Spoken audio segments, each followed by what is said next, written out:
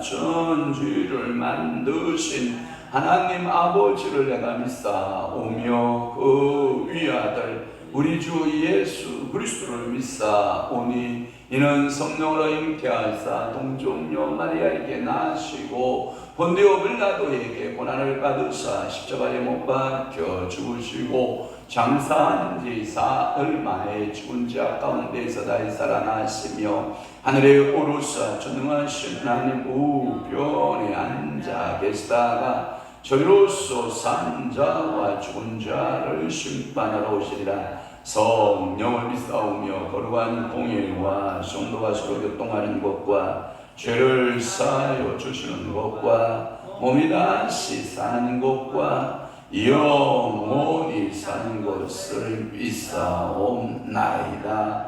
아멘. 너는 귀를 기울여 죄 있는 자의 말씀을 들으며 내 지식에 마음을 둘지어다. 그렇습니다. 오늘도 우리는 지혜자의 말씀에 귀를 기울이고 지식에 여호와를 아는 지식에 마음을 두라라고 말씀하고 있사오니 성령 하나님 오늘도 지혜자 되게 하시고 마음에 하나님을 아는 지식으로 세상에 어떻게 우리가 그리스도인 다운 삶을 살아낼까를 하나님께서 깨우쳐 주시고 알려주시고 사랑하는 귀한 이들 귀한 단잠에서 깨우셔서 기도하게 하셨사오니 저들의 간절한 소원 간절한 부르짖음 응답하여 주시되 지혜자의 응답이 있기를 원하고 또한 하나님 말씀의 지식의 말씀으로 우리를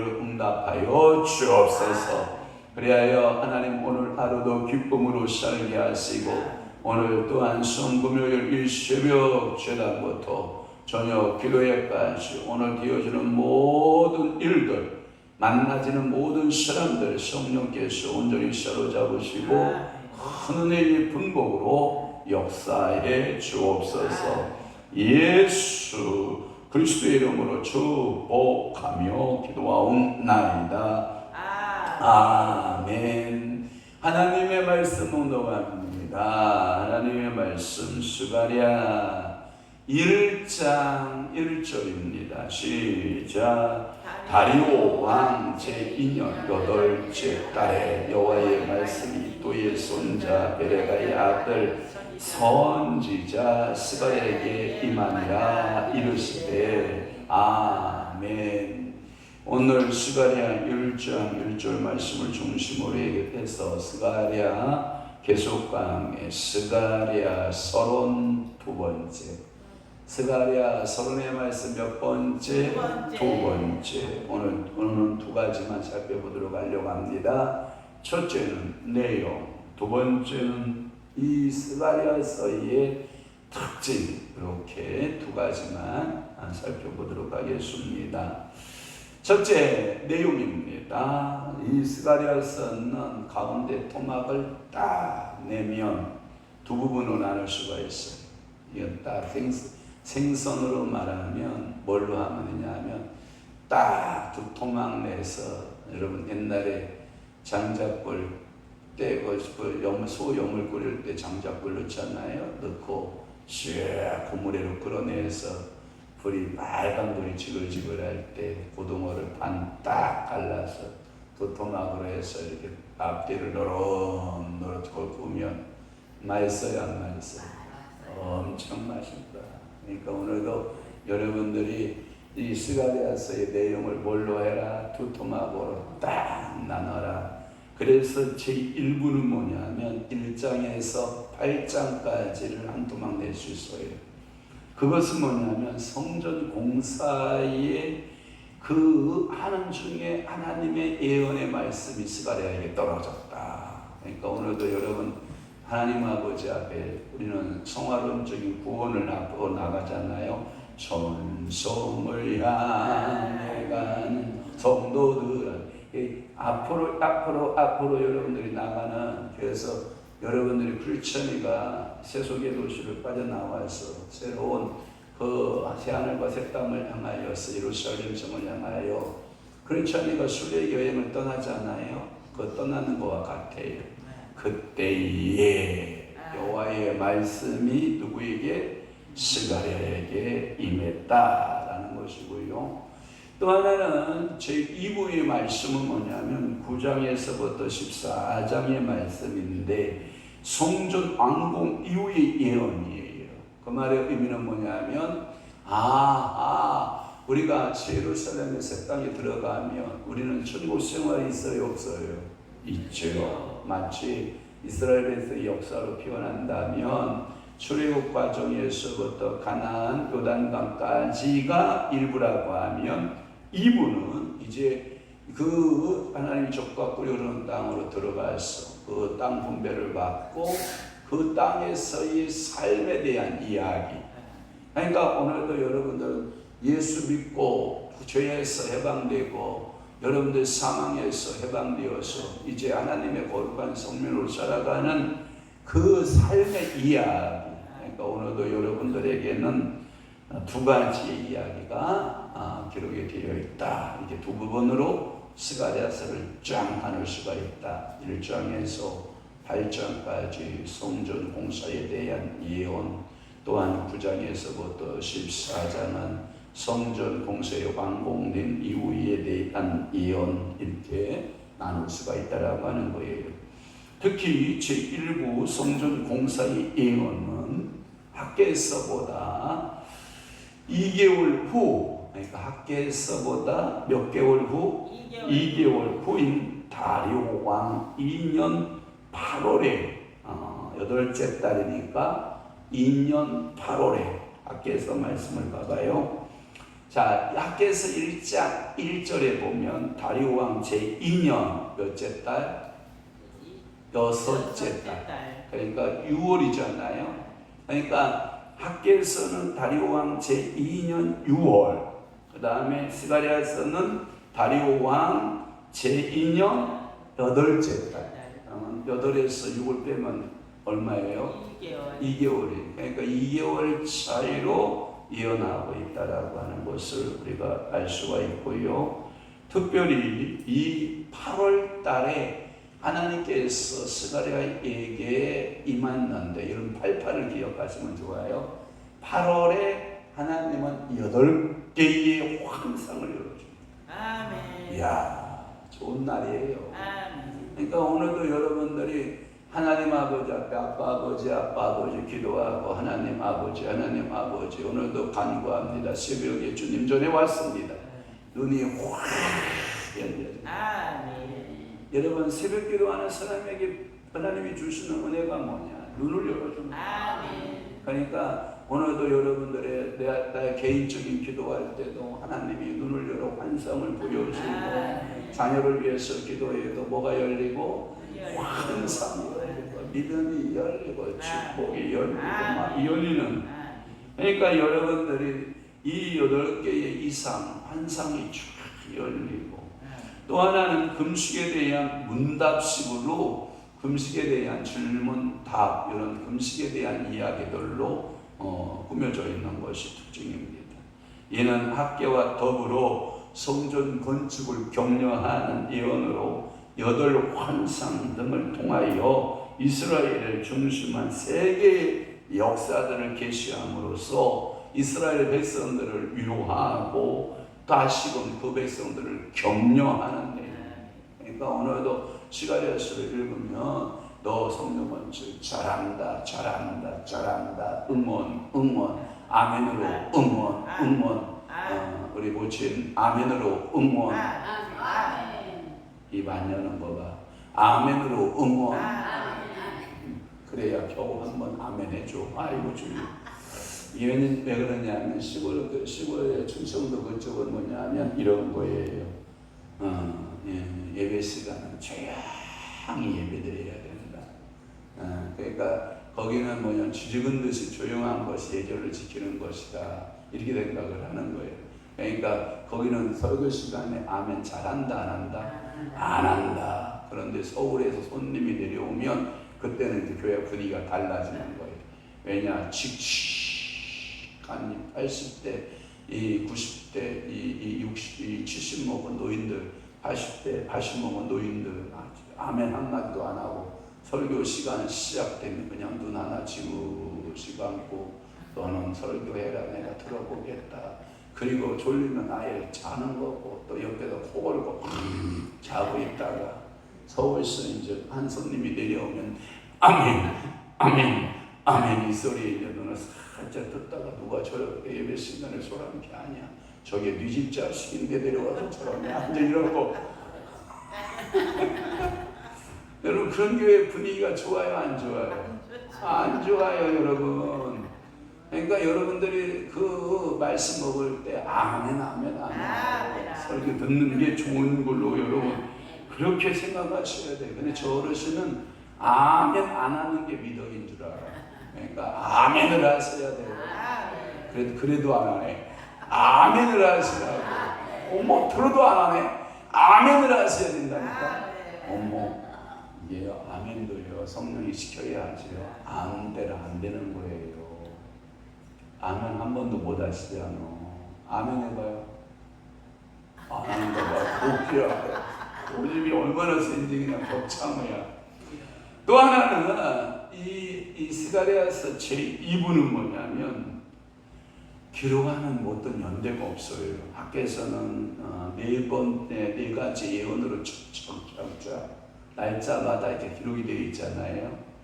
여러분들이 처음에 글을 쓸 때 항상 글을 쓸 때 보면 맨 오른쪽 위에 2025년 8월 20일 가로 열고 금 이렇게 노트에는 항상 처음 글을 쓸 때 뭐부터 쓴다고요?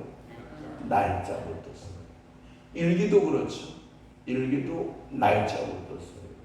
그보다 조금 더 세밀하게 했으면 날씨가 흐렸냐, 비가 왔냐, 맑았냐 뭐 이런 것 조금 정도는 써놓은. 그런데 여기에 보면 2부에는 기록의 연대가 전혀 나타나지 않아요. 성전이 완공되고 스가랴가 여러분 무려 50여 년간의 선지자의 장구한 예언의 이야기들로 활동하고 있는 것으로 본다면 이 연대기는 좀 상당한 차이를 두고 이 말씀들이 기록이 되어 있다라고 보는 거예요. 그러다 보니까 신신학자들에 의해서 도전장을 받는 거예요. 뭔 도전장을 받냐? 전반기는 이거 스가랴에게 임한 여호와의 말씀이다. 빼박을 못한다. 그러니까 1장에서 8장까지는 빼도 박도 못한 누구의 글로 알지만 스가랴의 글로 알지만 9장부터 14장까지의 글은 예레미야가 썼다는 등 어떤 선지자가 썼다는 등 어떤 무명의 어떤 선지자가 썼다는 등등등 막 도전장을 받는다 안 받는다? 받는다. 그러니까 여러분들의 일기가 확실하면 꼭 여러분들이 날짜를 거기다 붙이고 이 일기는 황영환 목사가 했다.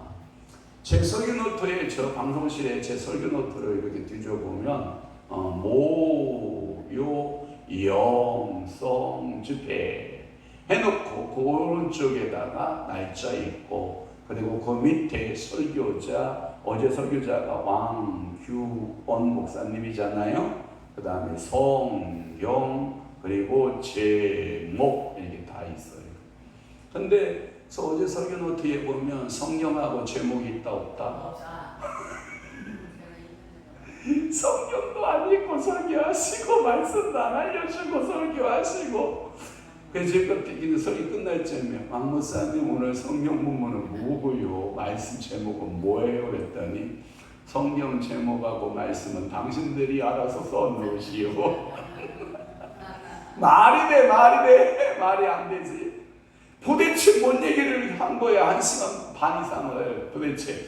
그러니까 오늘도 여러분들 이런 거예요. 그러니까 이 스가랴의 예언이 우리는 정확하게 그 스가랴 선지자의 예언이라고 말하지만 내용에 있어서 그 메시아의 왕국의 실현을 열망하고 또 하나 멸망과 메시아의 왕국을 실현하고 주로 메시아의 초림과 메시아의 왕궁의 재림 사건들을 표현하고 있는 이 후반기에는 이 스가랴가 그러한 하나님의 아들 메시아가 이 땅에 도래하는 두 가지 도래 초림의 사건과 재림의 사건에 대한 메시지가 들어있다. 좋아요 안 좋아요? 이야 구약 속에 이미 스가랴는 예수님이 오시기 전 520년 경으로 다리왕 2년이 520년 경이잖아요. 그러니까 주전 500년 전 이전부터 예수님이 이 땅에 오셔서 해야 될 첫 번째 메시아가 오셔서 하는 일, 그 다음에 두 번째 메시아가 와서 할 일을 훤히 알았다 몰랐다. 누구의 계시로? 하나님이 환상 가운데 계시로 보여주는 거예요. 그러니까 오늘도 여러분들이 이런 눈이 열리는 게 좋아요. 그래서 9장에서 11장까지는 초림 사건이고요, 12장 14절은 재림 사건이에요. 여러분들이 그렇게 기억하시기를 바라요. 그러면 큰 두 번째, 오늘 두 가지 한다고 그랬잖아요. 내용하고 본서의 특징이 뭐냐? 스가랴서의 특징이 뭐냐? 이 특징은 7가지예요. 몇 가지? 7가지. 자, 첫째, 이 스가랴서는 상징적 환상이 많아. 이 점은 에스겔서와 비슷하다. 에스겔이 환상의 선지자잖아요. 그러니까 이 스가랴도 눈에 환상을 많이 보여줘. 그러니까 오늘도 여러분들이 하나님의 하실 일들에 대하여 눈이 쭉 열리고, 우리 교회에 대한 환상도 열리고, 여러분 자녀들에 대한 환상도 열리고, 이런 거잖아요. 희한해요. 우리 예전에 우리 할아버지들이 동네에서 이렇게 상투 같은 걸 이렇게 묶고, 이렇게 건 같은 걸 이렇게 쓰고, 곤망대니 막 이게 큰 걸 물면 능력인 줄 알고 빨기만 힘들지 뭘 능력이야. 곤망대니 막 그런 거 물고, 알죠? 할아버지들이 곤망대를 이동할 때는 어떻게 이동하고 있는지 알죠? 여기다 끼고 다니는 거 알죠? 어깨 등어리다 끼고 다니는 거 보셨어요? 보셨구나. 저만 본 줄 알았다. 그러고 저들을 지나가면 얘들아 이리 와봐라, 이리 와. 눈이 어두우시니까 이리 와봐라, 이리 와봐라 하고, 우리가 이제 아버지 저희들 부르셨나요? 하고 가면 얘기하고 싶은 거예요. 얘기. 뭔 얘기인지 알죠? 우리하고 얘기하고 싶은 거예요. 그럼 얘기를 들어줘요. 그러면 네가 네 집 자식이냐? 그러고 물어. 그러면 저요, 황씨, 우리 아버님 황씨 인순 어르신 자녀 첫째입니다. 그러면 이놈 건방진 놈 누가 어른한테 황씨라고 대답하고 곤방대로 머리를 톡 치면서 내가 나를 소개할 때는 황가라고 소개하는 거라. 그래서 저는 황가의 인자 순자 쓰시는 자제의 큰아들입니다. 이렇게 말해야 된다. 그러면서 제가 저 얼굴들을 이렇게 빼꼼히 보면서 꼭 뭐 하냐면 관상을 보듯이 미래에 대해서 얘기를 해준다. 그게 재밌어요? 안 재밌어요? 여러분들은 안 재밌나 보다. 우리는 재밌게 들었어요. 그 할아버지가 우리에 대해서 이렇게 얼굴을 보고 그놈 눈을 보면, 그놈 이마를 보면, 그놈 코를 보면, 그놈 참 귀를 보면, 그놈 자식 참 입을 보면, 야, 너는 평생 돼지같이 목구멍 떨어지지 않겠다. 야, 내가 너희 귀를 보니까 너 한자가 사겄다. 너희 이마의 넓이를 보니까 야, 너는 잘 살겄다. 뭐 별 얘기를 다 했잖아. 안 들어본 것 같아. 저만 들었어? 우리는 들었잖아, 예전에 할아버지들한테서. 근데 그게요, 마음에 새겨진다. 그 동네 할아버지들이 저한테 그랬거든요. 좋은 얘기 많이 해주셨어. 왜? 막 천망으로 안 놀았거든. 할아버지 안녕하셨어요. 아침 드셨어요. 아침 진지 드셨어요. 점심 진지 드셨어요. 저녁 진지 드셨어요. 막 뛰도 놀다가도 그 할아버지 앞에 지나가려면 자려 타고 살금살금 지나가고, 이러니까 좋은 얘기가 나올까요? 나쁜 얘기가 나올까요? 당연히 좋은 얘기야. 그러니까 오늘도 여러분들이 자녀들을 또 품에 안고, 우리 아들, 딸들을 품에 안고 꿈을 꾸는 거예요. 볼 사람만 하네. 경림이만 못 꾸었네. 자네에 대해서 나빠 그러면 어차피 잠에 대해서 막 꿈을 꿔, 막 열심히 꿈을 꿔. 꿈꾸는 거야. 그런데 그 꿈도요, 내가 꾸는 것 같지만요, 성령께서 꾸게 하신 분이 있어요. 그러니까 오늘도 여러분들이 막 예스겔처럼 스가랴처럼 막 꿈을 꾸고 그 꿈은, 그 환상은 어떻게 된다? 성취된다. 이루어진다라고. 두 번째는 뭐냐면 메시아에 대한 예언이 많아서 아마도 여러분들이 이사야서와 같은, 이사야와 더불어 이 스가랴를 뭐라고 말하냐면 복음적 선지자다라고 말하기도 해요. 왜냐하면 메시아에 대한 초림, 메시아에 대한 재림, 이런 것들이요 성경에요 가득해요. 시간이 지금 저희도 없어서 성경 구절을 다 찾아볼 수 없지만 초림에 대한 한 구절만 찾아보면 3장 8절 읽어봐요. 시작. 대제사장 여호수아야, 너와 내 앞에 앉은 내 동료들은 내 말을 들을 것이니라. 이들은 예표의 사람들이라. 내가 내 종 싹을 하게 하리라. 내 종 싹이나 싹이 뭐냐? 그게 이게 메시아. 그래서 여러분들이 그 나자렛이라고 하는 의미가 뭐라고 그랬어요? 싹이라는, 가지라는 뜻이다. 중심에 서지 못했던, 주목받지 못했던 싹이다. 그래서 이사야도 그 싹이 난다란 말 있죠.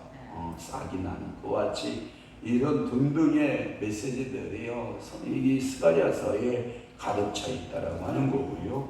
또 하나 셋째로 이 특징이 뭐냐면 천사의 기록들이죠. 천사. 여러분 성경은 제가 이렇게 말했어요. 창세기서부터 요한계시록까지 천사를 풀면 다 풀린다, 안 풀린다? 풀린다. 그런데 스가랴서만 무려 이 천사라고 하는 언급이 20회나 된다. 이야, 그러니까 천사 이야기는 허상의 이야기다, 실존의 이야기다. 그러면 오늘도 여러분들을 도와주는 천사가 있다, 없다? 오늘도 여러분들을 돕는 천사가 올려올지어다. 천사들아, 예배할 자들을 불러 이곳으로 몰지어라. 그러니까 오늘도 여러분들이 천사를 부리는 능력이 있기를 바라요. 그러니까 천사 동원령 이런 건 뭐 이단이라고 말하지만 사실은요, 여러분들이요 천사들을 동원하고 천사들을 사용하고 천사들을 부릴 수 있는 권세가 여러분들. 그래서 히브리서 1장에 보면 여러분들 후사들을 받들어 섬기는 저 천사들이잖아요. 그러니까 여러분들이 천사보다 못하다, 천사보다 낫다, 천사보다 낫다, 천사도 흠모하겠네 그러잖아요. 여러분들의 자녀된 것을, 하나님의 자녀된 것을 천사가 뭐한다? 흠모한다. 오늘 여러분들이 천사보다 높은 존재인 걸 알고, 그러니까 천사 숭배하면 돼야 안 돼요? 천사 예수는 명령하여 여러분들이 사용하는 권한이 있기를 바라요. 영권 있기를 바랍니다. 또 하나 네 번째 특징은 뭐냐? 이 학개서처럼 만군의 여호와라는 표현이 풍부해서 무려 이 스가랴서에서는 몇 번이 나왔냐? 학개서에는 15번이나 나왔잖아요. 그런데 여기서는 무려 47번이나 나옵니다. 그러니까 얼마나 많이 나오냐? 그러니까 만군의 여호와 47번이나 계속해서 말씀하고 있다. 다섯 번째 특징은 뭐냐? 이 문체에 대한 다양성. 그것 때문에 오해를 많이 받았다 했잖아요. 문체가 다양하고 그리고 굉장히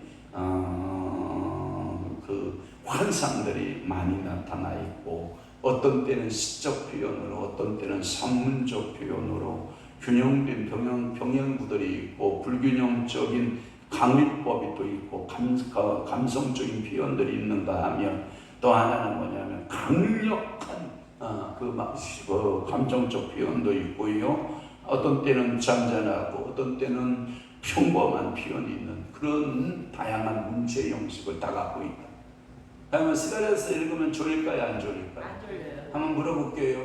고속도로를 꾹 타고 가서 잔잔 편안하게 차에 앉아 있는 사람은 졸 확률이 많죠. 경기 타고 좋은 사람 봤어? 경기 타고 좋은 사람 봤냐고. 절대 경기 타고는 졸지 마. 왜 스펙트럼 하거든.